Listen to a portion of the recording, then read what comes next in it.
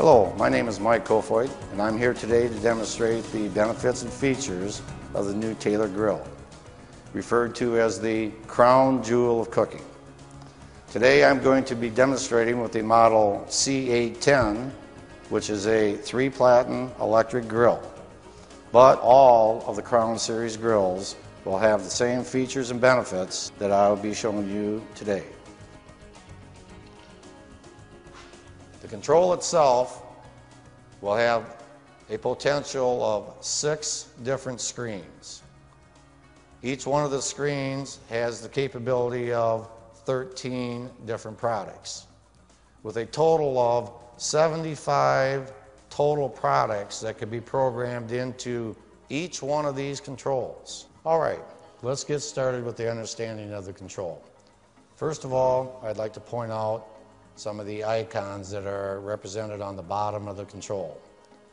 The diamond-shaped icons on the lower portion of this control are going to represent heat zones. For instance, top front, top rear, bottom front, bottom middle, and bottom rear. As the machine cycles, they may change colors. In this case, going from green to amber means that specific heat zone is now calling for heat. As the grill heats up and ultimately reaches set point, the icon will change back to the green color when it has reached set point temperature. Each one of these square boxes is an item that can be programmed into the menu. This control is capable of programming up to 75 items per control. For the purpose of the operator to go into this screen to change an item or create an item, they first must press and hold the program button for a period of about 5 seconds or until the screen prompts you for a password.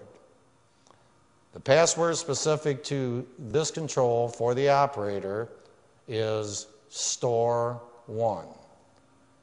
So I will program in store 1. Once I've done that, I will select it by saying OK. The machine is now asking you a question. By selecting any one of the icons that are displayed, it will then allow you to change that specific menu item. The units of measure will either be, in this case, English or metric. Of course, in the US, we want English. By pressing the next box, it will allow us to adjust the volume from 1 to 10. You simply need to press the down arrow to decrease, the up arrow to increase the volume of the alert sound. You need only now to press the red X, which will then save the changes you have made to the volume.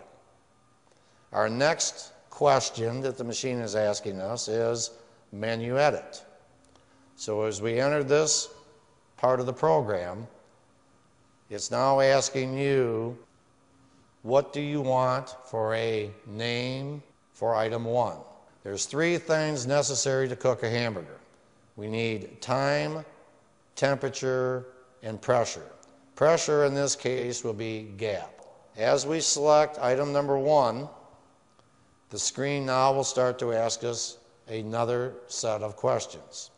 To change a menu item, you simply need to touch the box that you are wanting to change. In this case, I need to name the product.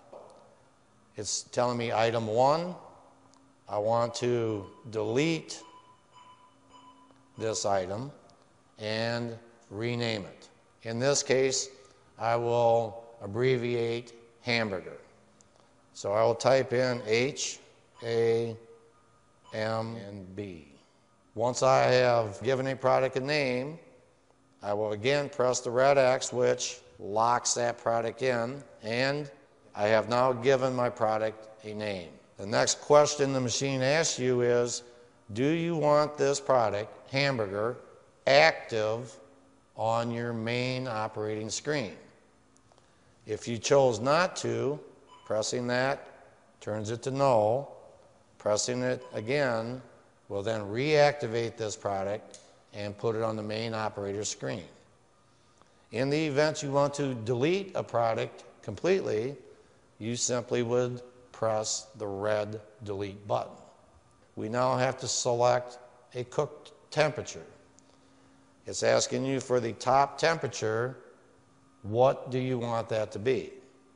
In this case, we have selected 425 degrees. If you wanted to change it, you press that appropriate box. It turns from yellow to blue. You then simply are going to use the up and down arrows to change the numerical value for that time, temperature, or gap.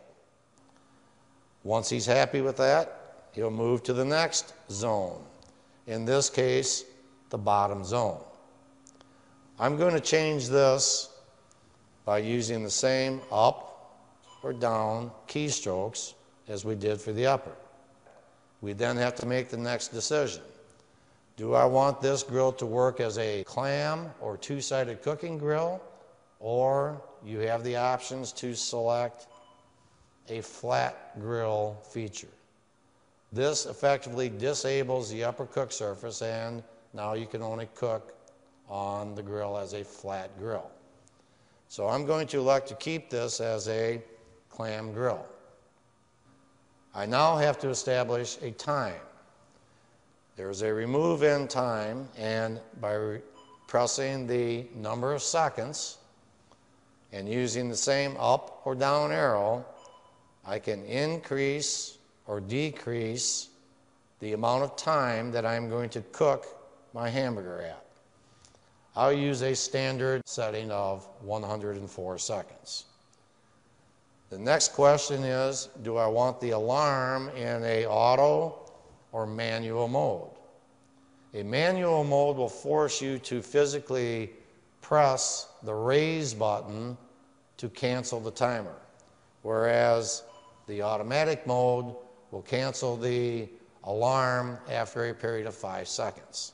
Our last question we need to answer is the gap. So I will now use the down arrow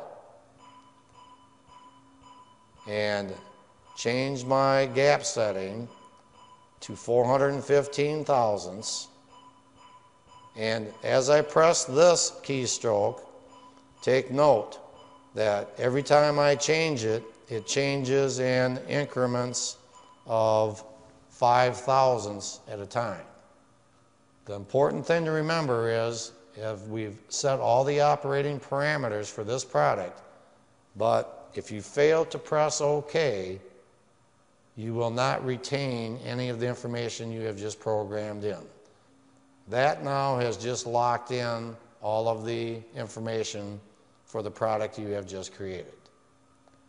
The same process holds true for the remainder of the 74 now products. I believe this is perhaps the easiest control that we have ever put on a grill for the operator to use and also for technicians to understand.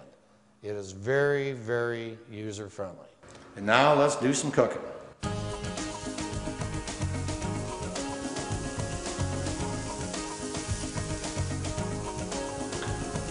I'll press the standby button once. The upper flap will lower itself and then automatically position itself to the proper gap setting that's been programmed in for this product.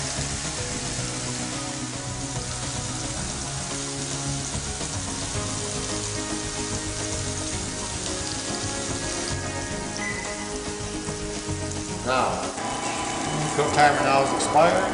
The flap will automatically raise itself. I will now remove the padding. The crown jewel cooking. It sells itself.